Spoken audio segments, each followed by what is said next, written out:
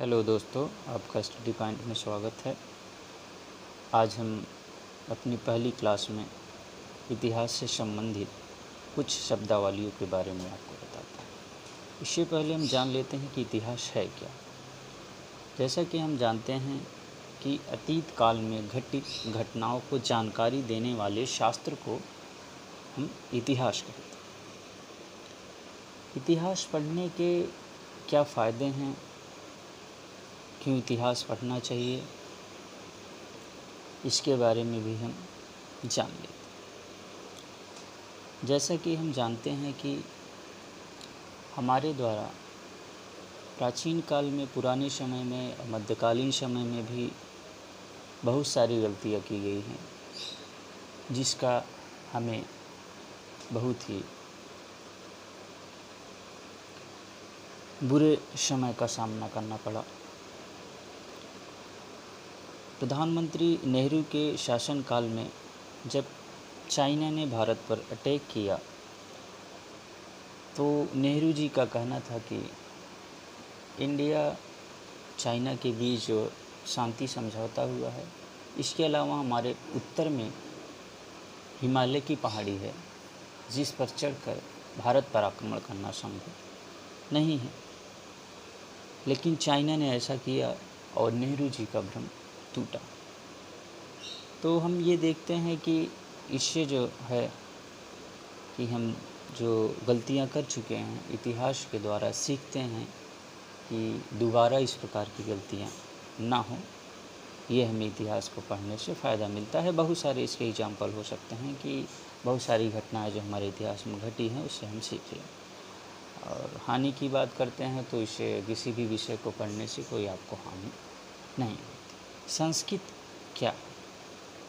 ये संस्कृत एक बहुत ही व्यापक शब्द है।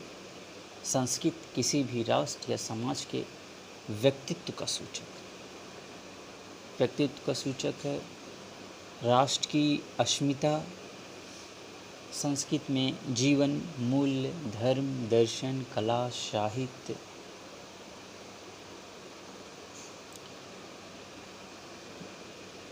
विचार, आस्था, विश्वास सब कुछ समाहित है। संस्कृत ही मनुष्य का श्रेष्ठतम धरोहर। संस्कृत एक विचार है, एक धर्म है जो लोगों के अंदर समाहित है, वो हमारी संस्कृति है। लोगों को बड़ा कन्फ्यूजन होता है संस्कृत और सभ्यता में।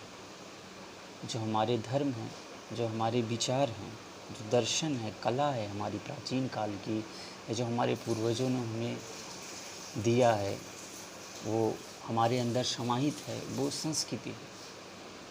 इसी को मॉडिफाई कर दिया जाए, सभ्यता हो जाए। एक ईंट की दीवार है या मिट्टी का घर बना हुआ है, वो हमारे संस्कृति को दर्शाता है। लेकिन आज जब हम डेवलप किए हुए हैं, डेवलप करने के बाद जो है एक अच्छा मकान बनाते हैं, उसको पेंट करते हैं, उसमें तमाम तरीके के आर्किटेक्ट करते हैं, तो हमारी एक सभ्यता को सूचक, विकसित अवस्था को, भौतिक और विशिष्ट अवस्था को जो है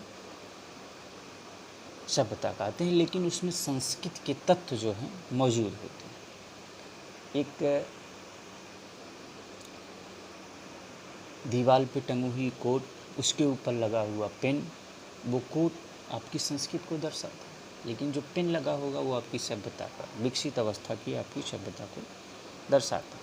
तो बहुत ही सारे एग्जाम्पल हैं, इसको आप देख सकते हैं कि संस्कृत जो है हमारी विचार, अभिव्यक्ति, आस्था, धर्म जो भी हमारे अंदर समाहित है, जो हम आज तक जानते हैं, हर एक व्यक्ति के अंदर जो है वो संस्कृत है। और अगर उसको हम विकसित अवस्था में, डेवलप अवस्था में कर लेते हैं, चीज़ों को मॉडिफाई कर लेते हैं, तो हमारी सभ्यता होती है। लेकिन सभ्यता के अंदर ही संस्कृत के कुछ तत्व जो है मौजूद होते हैं। फिर अगला आपका विरासत। वर्तमान पीढ़ी को पूर्व की पीढ़ी से प्राप्त मूर्त व अमूर्त विषय। वर्तमान पीढ़ी जो है और अपने पूर्वजों से आपने या हमने जो सीखा हुआ है, उसी को विरासत ट्रांसफ़र होता है। मेरे दादा से अब पिताजी में, पिताजी से मुझ में से आगे में, ये एक प्रक्रिया है आपके दादाजी से। तो ये फॉर्मेट होता है विरासत का कि पीढ़ी दर पीढ़ी जो है कि ट्रांसफ़र होता रहता है। क्रांति क्या है? क्रांति ऐसी तात्कालिक घटना है जो त्वरित परिणाम देने में सक्षम है। क्रांति अचानक छूटती और एक किसी देश के लिए अचानक से उठता है और एक तात्कालिक परिणाम देने में सक्षम होता है।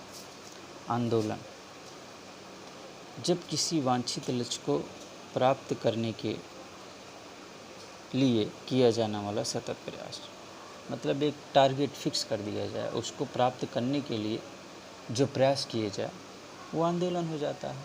सिस्टमैटिक तरीके से होता है, उसको हम आंदोलन देते हैं। तो आज की पहली क्लास में हम इतिहास से संबंधित कुछ शब्दावलियों के बारे में आपको बताए हैं। अगली क्लास में हम बताएंगे कि इतिहास का डिस्ट्रीब्यूशन कैसे किया गया, हिस्ट्री का डिस्ट्रीब्यूशन कैसे किया, क्यों किया गया हिस्ट्री का डिस्ट्रीब्यूशन, एडी और बीसी के बारे में हम आपको जो है अगली क्लास में बताएंगे।